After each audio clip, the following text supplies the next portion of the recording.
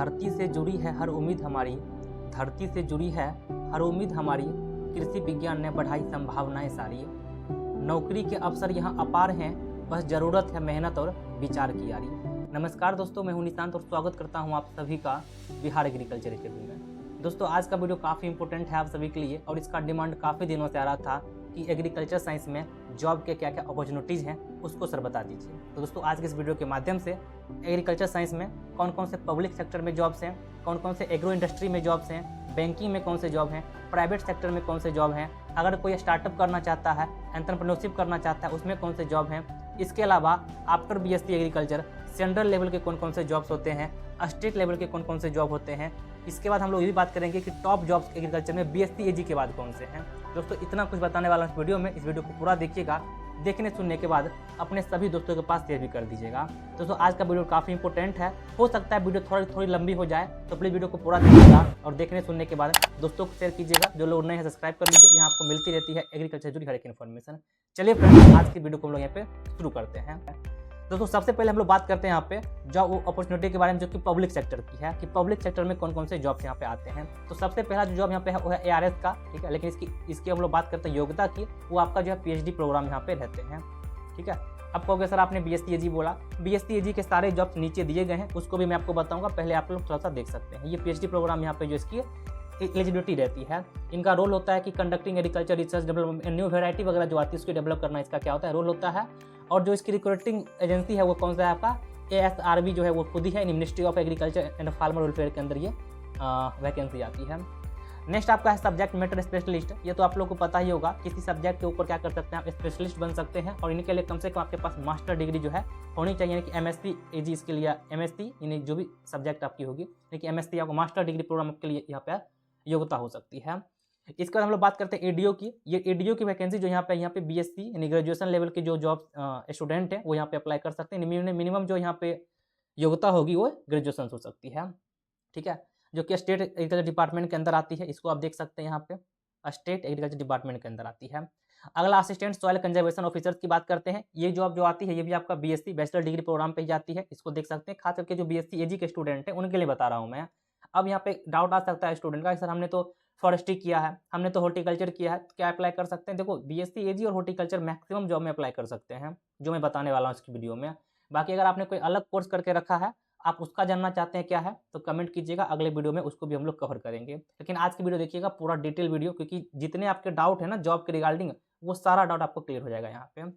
Next हम लोग बात करते हैं वो है एग्रीकल्चर एक्सटेंशन एंड ऑफिसर्स की बात करते हैं, एक्सटेंशन ऑफिसर की बात करते हैं। ये भी आपका जो स्टेट एजी डिपार्टमेंट के अंदर आती है और काफ़ी अच्छी जॉब्स है, जहाँ पे आप लोग बैचलर डिग्री प्रोग्राम इसकी मिनिमम क्राइटेरिया होती है। नेक्स्ट हम लोग आते हैं और यहाँ पे है सीसीआई, ठीक है, कॉटन कॉर्पोरेशन ऑफ इंडिया। इसमें भी वैकेंसी आती रहती है, जहाँ पे इसकी योग्यता जो है मास्टर डिग्री प्रोग्राम के अलावा बीएससी एजी यानी कि बैचलर डिग्री प्रोग्राम भी होती है। नेक्स्ट यहाँ पे है फूड कॉर्पोरेशन एफसीआई में वैकेंसी आती है। यहाँ पर भी जो वैकेंसी आती है वो मास्टर डिग्री के साथ साथ बैचलर डिग्री प्रोग्राम वालों के लिए भी आती है, तो इसको आप लोग देख सकते हैं। नेक्स्ट यहाँ पे कोकोनट डेवलपमेंट बोर्ड के बारे में, जहाँ पे टेक्नीशियन और असिस्टेंट मैनेजर की पोस्ट आती है। यहाँ पर भी मास्टर्स डिग्री प्रोग्राम, इसके अलावा जो बैचलर डिग्री प्रोग्राम है वो स्टूडेंट यहाँ पे फिलअप कर सकते हैं, काफ़ी अच्छी वैकेंसीज है। नेक्स्ट यहाँ पे साइंटिस्ट का है सीएसबी में, सेंट्रल सिल्क बोर्ड में। इसी के लिए जो है आपको पीएचडी या फिर मास्टर डिग्री प्रोग्राम की रिक्वायरमेंट होती है, वो आप देख सकते हैं। नेक्स्ट यहाँ पे रबर बोर्ड में वैकेंसी आती है, इसमें फील्ड ऑफिसर की आती है, जहाँ पे बीएससी एजी, बीएससी एग्रीकल्चर या हॉर्टिकल्चर ने की जो बैचलर डिग्री प्रोग्राम है वो स्टूडेंट यहाँ पे एलिजिबल रहते हैं। तो ये कुछ जॉब्स आपके थे, हमने टॉप 10 जॉब्स बताए हैं जो कि आपका पब्लिक सेक्टर्स में है। इसके अलावा कुछ और जॉब बताने वाला हूँ मैं यहाँ पे इस ब्लैंक पेज पे लिख करके, जो एक्स्ट्रा हो सकते हैं और टॉप लेवल के जॉब्स हैं जो वहाँ ऊपर नहीं दिया गया है। जैसे हम लोग बात करते हैं यहाँ पे, तो आपका यूपीएससी सबसे फर्स्ट, अगर आपने अपना बैचलर डिग्री प्रोग्राम पूरा कर लिया है और यूपीएससी वगैरह आप कर सकते हैं, ठीक है। और खास करके इसमें वैकेंसी जो आती है वो आईएफएस में, ठीक है, आईएफएस में इंडियन फॉरेस्ट सर्विस में आती है, काफ़ी अच्छी वैकेंसीज है।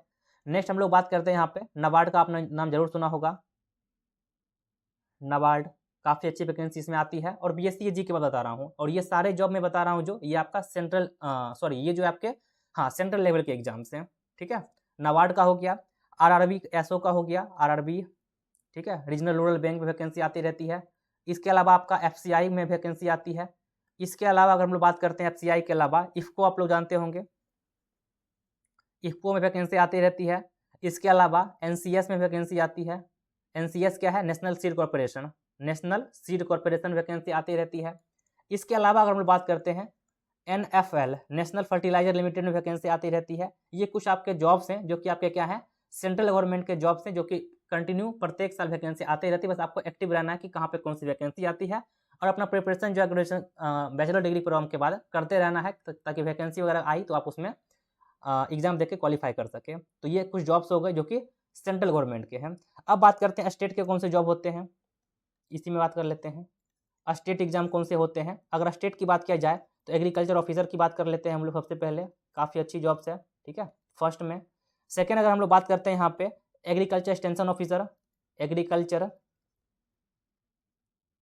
Extension officer. नेक्स्ट अगर हम लोग बात करते हैं यहाँ पे विलेज, हालांकि देखो मैं पूरा मिक्सअप में लेके चल रहा हूँ, हो सकता है कुछ वैकेंसी बिहार में आती हो या कुछ वैकेंसी हो सकती है अलग अदर स्टेट में आती हो, तो मैं मिक्सअप में पूरा बता रहा हूँ, ठीक है। अगर बिहार की अगर हम लोग बात करते हैं तो बिहार में आप सबसे अच्छा ये ले लीजिए अपना स्टेट PCS BPSC। आपको पता होगा BPSC के थ्रू बहुत सारी वैकेंसी अभी कंटिन्यू आ रही है, जैसे कि अभी बिहार में BHO का वैकेंसी अभी जस्ट खत्म हुआ है, BAO का इससे पहले वैकेंसी आई थी, अभी आपका कोऑर्डिनेटर वगैरह का आने वाला है। इस तरह से तमाम वैकेंसी आती रहती है।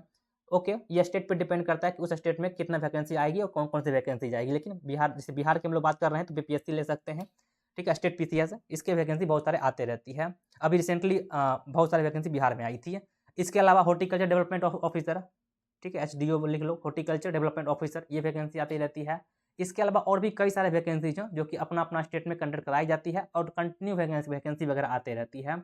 ये हो गए स्टेट के जॉब्स, और ये आपके हो गए सेंट्रल गवर्नमेंट के जॉब, ठीक है, UPSC IFS खास करके इसमें ना, NABARD, RRB, FCI, IFFCO, NSC, National Seed Corporation, NFL, National Fertilizer Limited, ये कुछ जॉब हो गए जो कि पब्लिक सेक्टर में हो गए। ओके, अब यहाँ पे बात करते हैं इसमें से इन ओवरऑल में से टॉप जॉब कौन सा है जो सबसे टॉप पे हो सकती है आफ्टर BSc एग्रीकल्चर। चलिए उसकी बात करते हैं। यहाँ पे बात कर लेते हैं कि टॉप जॉब्स कौन से हैं आफ्टर BSc एग्रीकल्चर, इसमें से टॉप जॉब कौन सा है, टॉप जॉब्स कौन से हो सकती है। तो सबसे पहले अपन यहाँ पे बात करेंगे टॉप जॉब में। सबसे ऊपर अगर रैंकिंग करना हो तो हम यहाँ पे UPSC कर सकते हैं, क्योंकि ग्रेजुएशन के बाद जो है टॉप मोस्ट आपका UPSC ही है, ठीक है, जो भी IFS करना हो या फिर जो भी कर सकते हैं आप लोग। नेक्स्ट अगर बात करते हैं यहाँ पे सेकंड रैंकिंग की बात करें, NABARD, जरूर नाम सुनेंगे NABARD की, ठीक है।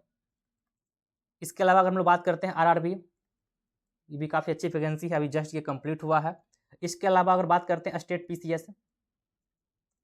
PCS का एग्जाम, इसमें फिर BPSC वगैरह बिहार का हो गया, BPSC की जो वैकेंसी आ रही है। ओके, इसके अलावा अगर बात की जाए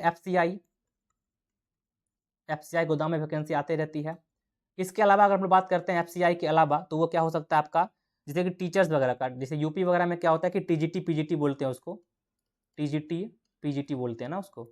अपने बिहार में जो है आपका BPSC के थ्रू ही वैकेंसी अभी आने वाली थी, ठीक है, जिसको हम लोग क्या कहते हैं TGT PGT, जो कि यूपी में टीचर्स के लिए होती है, उसी तरह बिहार में भी इसका वैकेंसी आते रहती है। नेक्स्ट हम लोग बात करते हैं यहाँ पे IBPS AFO, ठीक है, AFO का ऊपर बात हम लोग नहीं किए थे, ये भी काफ़ी अच्छी वैकेंसी है और अभी तो ट्रेंडिंग चल रहा है AFO का, ठीक है, आफ्टर BSc एग्रीकल्चर इसमें आप जा सकते हैं, बैंकिंग सेक्टर का जॉब है ये।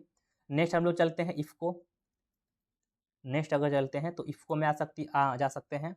इसके बाद NSC वगैरह जो हो गया आपका, फिर NFL हो गया आपका, नेशनल फर्टिलाइजर लिमिटेड में हो गया आपका, इन सब में वैकेंसी आती रहती है। आपका टॉप जॉब्स हैं एग्रीकल्चर सेक्टर में, जो कि आप देख सकते हैं। UPSC है, NABARD है, RRB है, स्टेट PCS है, FCI है, TGT PGT है, AFO है, IFFCO है, NCS में आती है, नेशनल सीड कॉर्पोरेशन में ना, NSC होगा ना, माफ़ कीजिएगा दोस्त, यहाँ पे NSC होगा, नेशनल सीड कॉर्पोरेशन।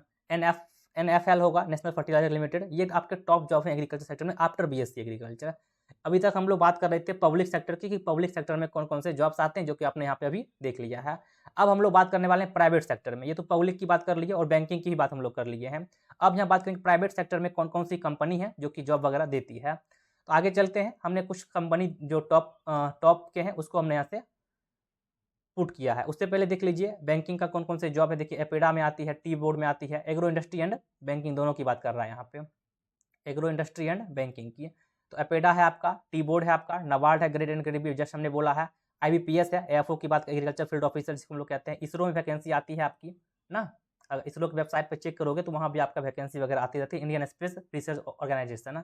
नेक्स्ट आपका NFL है, इफ्को है, सेंट्रल वेयर हाउस में आती है, नेशनल स्टील कॉर्पोरेशन में आती है। तो ये कुछ वैकेंसीज हैं, इसको भी आप लोग देख सकते हैं, जो कि हमने कुछ वैकेंसी यहाँ से ऊपर आपको ऑलरेडी मैंने बता दिया है।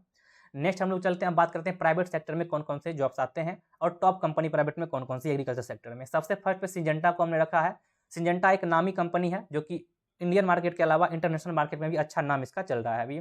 सेकेंड बायर आपका क्रॉप साइंस का। अगला हमारा मोनसेंटो है जो कि एक न्यूनी पार्ट है आपका बायर का ही। अगला कोर्टेवा एग्रो साइंस है, एग्री साइंस है।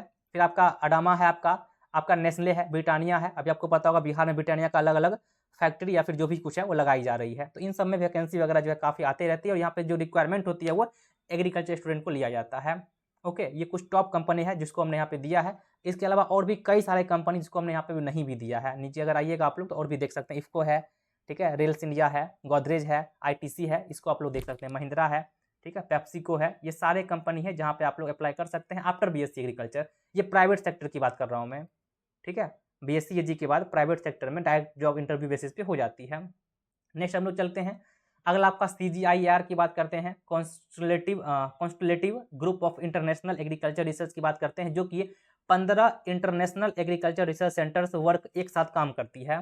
किस पे काम करती है? एग्रीकल्चर सेक्टर में, फॉरेस्ट्री पे और आपका फिशरीज पे काम करती है। ओके, इक्रिट में वैकेंसी देख सकते हैं, इक्रिट का आपका सबसे पहला दिया है, सीमेट का दिया हुआ है, IRRI का दिया हुआ है, CIP का दिया हुआ है, IFRI का दिया है, ILRI का दिया हुआ है। इन सब का फुल फॉर्म आप देख सकते हैं, मगर पूरा पढ़ूंगा तो वीडियो और लंबा हो जाएगा ना। सीमेट में क्या है आपका, मेज एंड व्हीट इंप्रूवमेंट है, इंटरनेशनल राइस रिसर्च इंस्टीट्यूट है, इंटरनेशनल पोटैटो सेंटर है आपका, मैं अगर हाईलाइट कर दूं तो पोटैटो सेंटर है, राइस सेंटर्स है, मेज एंड व्हीट इंप्रूवमेंट सेंटर्स है, international crop research institute semi edits हैं ना, इंटरनेशनल लाइव स्टॉक रिसर्च है आपका, वाटर मैनेजमेंट है। इन सब में भी वैकेंसी वगैरह आते रहती है। नेक्स्ट हम लोग चलते हैं, अब बात करते हैं स्टार्टअप के बारे में, कि स्टार्टअप क्या हो सकती है। दोस्तों स्टार्टअप में काफ़ी अपॉर्चुनिटी है एग्रीकल्चर सेक्टर में, कृषि के क्षेत्र में। सबसे पहले हमने यहाँ पे जो दिया हुआ है आपका एनिमल फीड मैन्युफैक्चर के बारे में। आप एनिमल जो भी कुछ खा रहे हैं, जो भी उनका दाना चारा है, उनका मैन्युफैक्चर का प्लांट बैठा सकते हैं। अगला ऑर्गेनिक फार्मिंग का हमने दिया है। नेक्स्ट हमने जो दिया है यहाँ पे ऑर्गेनिक फार्मिंग की बात की है। और आपको पता होगा ऑर्गेनिक फार्म, जब बात मनुष्य की सेहत और धरती की सेहत की आती है तो विषय गंभीर हो जाता है। और आज का टाइम पता है कि क्या चल रहा है आपका, ना मनुष्य का शरीर सही है, ना हमारी धरती की जो है सेहत सही है। यानी इतने ज़्यादा इनऑर्गेनिक चीज़ का इस्तेमाल किया गया है सॉइल के अंदर कि सॉइल हमारा क्या हो गया है, कम उपजाऊ हो गई है। सिंपल भाषा में अगर बात किया जाए तो सॉइल के अंदर जो माइक्रो ऑर्गेनिज्म थे वो हमारे दिन ब दिन खत्म होते जा रहे हैं। तो ऑर्गेनिक का काफ़ी डिमांड हमारे आज के टाइम में बढ़ रहा है। और आपको सिंपल सी बातें में बताऊं तो ऑर्गेनिक प्रोडक्ट का मार्केट प्राइस थोड़ा सा हायर मिल भी रहा है मार्केट में, ठीक है।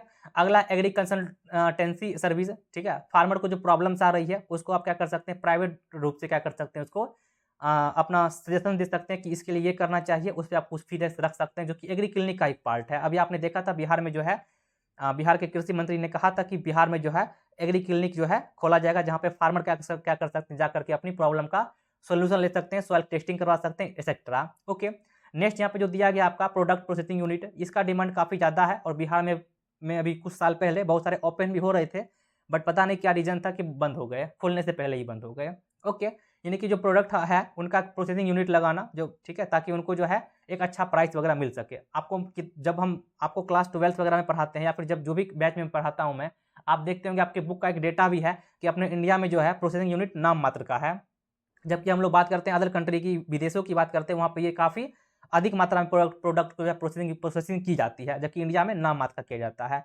ओके, अगला यहाँ पे है education and skill training centre. ये भी आप खोल सकते हैं, जहाँ पे अलग अलग टाइप का ट्रेनिंग दे सकते हैं। लाइक अगर हम लोग बात करते हैं अभी के समय में, मैं आपको कुछ एग्जांपल अगर दूं आपको, तो आप यूपी देख लीजिए, राजस्थान देख लीजिए, जहाँ पे वर्मी कंपोस्ट वगैरह बनाने के लिए अलग अलग ट्रेनिंग दी जाती है, जहाँ पे लोग जाते हैं, सीखते हैं और फिर वर्मी कंपोस्ट वगैरह बना करके क्या करते हैं कि मार्केट में अलग से सेल करते हैं। तो इस तरह से ट्रेनिंग सेंटर आप खोल सकते हैं। नेक्स्ट यहाँ पे क्या है आपका डेयरी फार्म के बारे में या डेयरी प्रोडक्ट के बारे में आप लोग यहाँ पे जो है इसका स्टार्टअप कर सकते हैं। ये कुछ स्टार्टअप हमने दिया है, इसके अलावा और भी कई सारे हो सकते हैं, उसको आप लोग देख सकते हैं। ओके, फिर यहाँ पे बात किया मैनेज का, ठीक है, जो कि कहाँ हैदराबाद में है, National Centre for Management of Agri Extension, जो क्या करती है फ्री ऑफ कॉस्ट आपको ट्रेनिंग प्रोवाइड करती है 3 मंथ का। इसको अटेंड कर सकते हैं। अभी इनके साइट पे जाइएगा तो आपको देख सकते हैं कि टाइम टू टाइम ट्रेनिंग जो है आते रहती है। जब भी आए अप्लाई कीजिए, फिर आप ट्रेनिंग को अटेंड कर सकते हैं, ठीक है। ट्रेनिंग करने के बाद आपको जो है नाबार्ड वगैरह के द्वारा 5 लाख रुपीज़ तक का क्या मिलता है, लोन वगैरह फंडिंग जो आराम से यहाँ से मिल जाती है। तो इन सब चीज़ को देख सकते हैं, बस थोड़ा सा एक्टिव रहना होगा आपको कि कहाँ कहाँ वैकेंसी आती है। और इस वीडियो के माध्यम से हमने आपको तमाम चीज़ बताने का प्रयास किया कि कहाँ कहाँ पे वैकेंसी आती है, कौन कौन से प्राइवेट सेक्टर के नामी कंपनी है जहाँ पे आप जा सकते हैं। इसके अलावा गवर्नमेंट में कौन कौन सी जॉब आती है, कहाँ कहाँ पे आती है, ये सारा कुछ हमने यहाँ पे बताने का प्रयास किया है। ओके, उम्मीद करते हैं वीडियो आपको पसंद आया होगा। वीडियो पसंद आया तो लाइक कर दीजिएगा, अपने दोस्तों को शेयर कर दीजिएगा। जो भी लोग नए हैं चैनल सब्सक्राइब कर लीजिएगा, हमारा एप्लीकेशन डाउनलोड कर लीजिएगा। बिहार एग्रीकल्चर अकेडमी के नाम से एप्लीकेशन है, जहाँ पे आपको ये PDF जितना भी कुछ मैंने बताया है ये सारा कुछ आपको वहाँ पे मिल जाएगी।